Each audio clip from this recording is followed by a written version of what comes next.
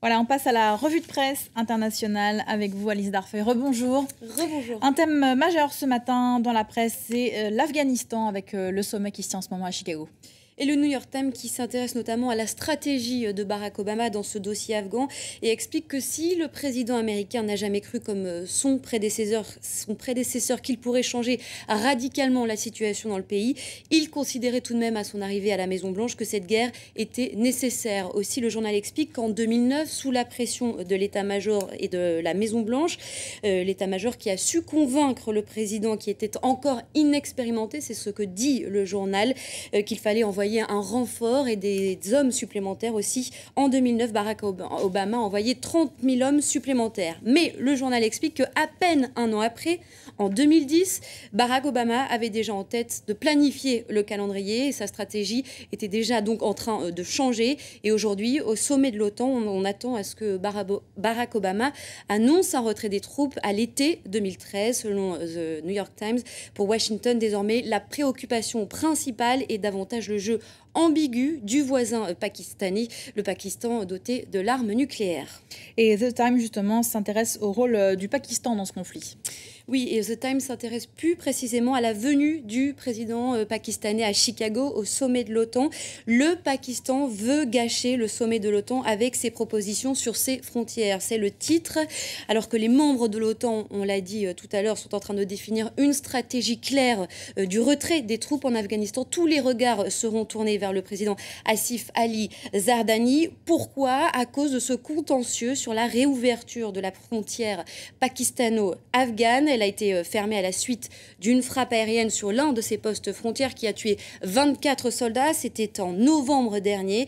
Et pour la réouverture de cette ligne d'approvisionnement, Islamabad demande tout simplement 5 000 $ à chaque passage de camion. Une position bien sûr qui irrite les États-Unis. Et la patience à l'égard du Pakistan s'amenuise. C'est ce que dit un officiel américain cité par le journal. Et conséquence de tout cela, eh bien Barack Obama refuse de s'entretenir avec Asif Ali Zardari. Alors que lui entend en revanche profiter de la tribune de l'OTAN pour obtenir des excuses de Washington et critiquer l'utilisation des drones au-dessus de ses frontières. Des drones automatiques et dangereux selon un article de Foreign Policy. Et dont l'utilisation devrait être de plus en plus fréquente selon la revue. Ce sera l'un des autres sujets abordés lors de ce sommet de l'OTAN à Chicago. Et la journaliste Louise Arbour explique que ces avions, s'ils sont sans pilote, ont effectivement de nombreux atouts. Alors elle les énumère. Ils ne sont pas chers, ils sont rapides à déployer, ils peuvent circuler au-dessus de zones qui sont difficilement accessibles. En revanche, la journaliste n'oublie pas de rappeler qu'ils ont tout de même de nombreux inconvénients, notamment leurs critères de cible, leurs critères de précision qui ne sont pas fiables à 100%. Et du coup, il y a un risque pour les civils qui est absolument énorme. Une licence pour tuer vaguement définie, ce sont les termes utilisés par un rapporteur de l'ONU qui est cité par la journaliste. Plusieurs journaux étrangers reviennent également ce matin sur la mort du Libyen Abdelbasset Al-Megrahi. On va voir un article du Guardian.